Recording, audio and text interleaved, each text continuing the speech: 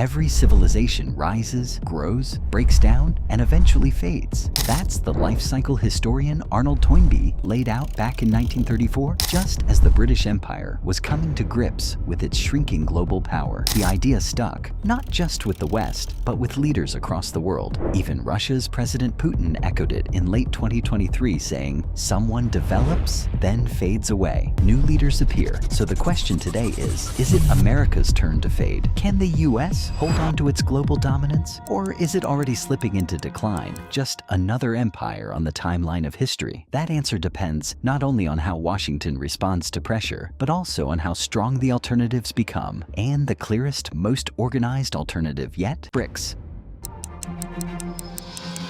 In this video, we're diving into the rise of BRICS, how it's grown from a loose alliance into a serious global force, and whether it has the power to challenge US supremacy. Is a new world order forming right before our eyes? And if so, who's going to be at the helm? BRICS is advocating for a more equitable, balanced, and representative global system, one that reflects today's socio-political, multipolar reality. How should USA respond? Many countries have. They've ripped us off left and right. When even friendly nations are turning to BRICS for trade, investment, and diplomacy. But now it's our turn to do the ripping. And if the developing world sees BRICS as a vehicle for fairness, so why does BRICS matter? And why should Washington be paying close attention? To dissect this, the US dollar, the world's dominant reserve currency, underpins nearly 60% of central bank reserves and about 90% of global trade transactions. This gives the United States an unparalleled edge, one it's used to shape global politics through sanctions, debt leverage, control over dollar printing, to gold reserves, and financial incentives.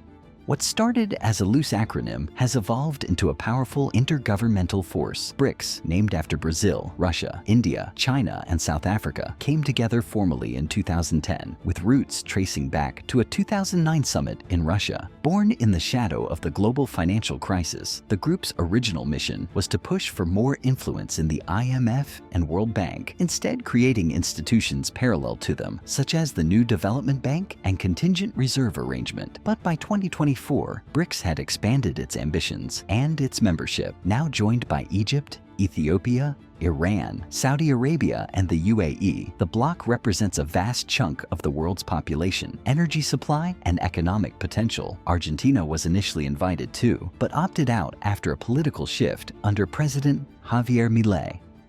Now, having monopoly over currency enables USA to regulate and interfere in global transactional checkpoints and assert its dominance. If only countries could somehow de-dollarize trade through deregularized digital currencies or adopting a parallel network of financial trade. BRICS came up with the answers, trading in their currencies, reducing dependence on the petrodollar. Russia has already moved from dollars to euros, then to rubles and gold in response to sanctions. China is taking it further, issuing renminbi loans, promoting panda bonds, and slashing its US debt holdings. Even more telling is the infrastructure being built to support this shift. Russia's SPFS and China's CIPS now operate as alternatives to SWIFT, enabling international transactions beyond Washington's reach. And today, 95% of trade between Moscow and Beijing bypasses the dollar entirely. But what happens to American global power if the dollar is no longer the world's backbone? Can the US maintain its influence when rising powers create their own rules, currencies, and institutions? With the New Development Bank, the $100 billion contingent reserve arrangement, with nearly half the world's population and over a third of its purchasing power under its umbrella, and a growing list of joint working groups on energy, health, and tech, BRICS is building more than just an alliance. It's constructing a parallel world order. One of the most pressing questions for Washington today is, what happens when the world's most vulnerable economies begin to see BRICS, not the West, as their lifeline? It's easy to dismiss BRICS as fragmented or ideologically inconsistent, but doing so underestimates the depth of disillusionment many countries feel toward US-led institutions. During the 2008 financial crash, and again in the COVID-19 crisis, the IMF pumped liquidity into the global economy, but developing nations got the short end of the stick. Special drawing rights, SDRs, were unequally distributed, and loan conditions often often required painful policy reforms. The result? Countries started turning elsewhere, especially to China. Beijing now offers bilateral currency swaps to financially strained economies, effectively injecting renminbi liquidity without the strings attached. In 2023, Argentina used over $2.8 billion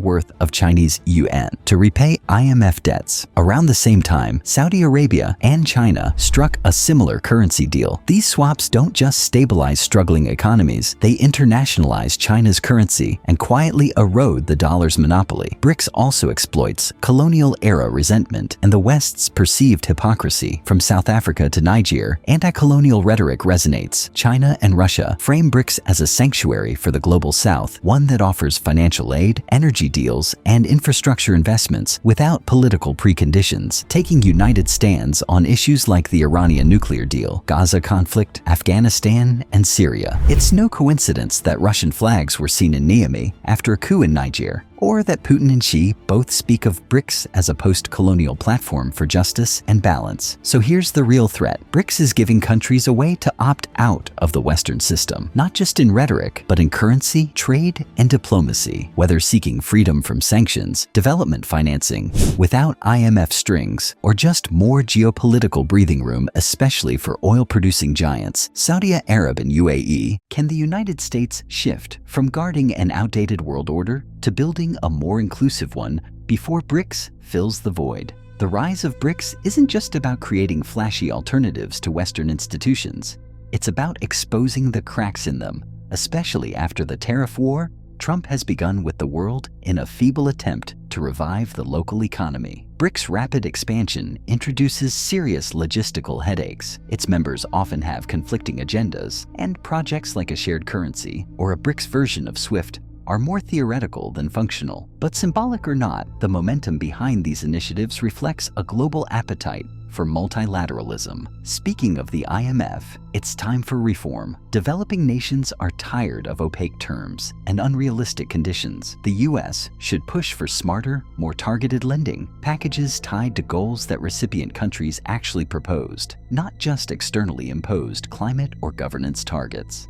The IMF's 2022 Resilience and Sustainability Trust was a step in the right direction, but its rigid terms made it inaccessible to many of the countries that needed it most. Future assistance must find the middle ground between BRICS's overly flexible funding and the IMF's bureaucratic red tape. The US must rebrand not as a global referee, but as a collaborative partner, which seems to be getting fainter with every new policy Trump administration comes out with. Agencies like the State Department and the International Broadcasting Bureau should amplify stories of equal footing partnerships and shared successes, not paternalistic lectures. As BRICS expands its influence and experiments with alternatives to dollar dominance, the question is no longer if the global order is shifting, but how fast and in whose favor.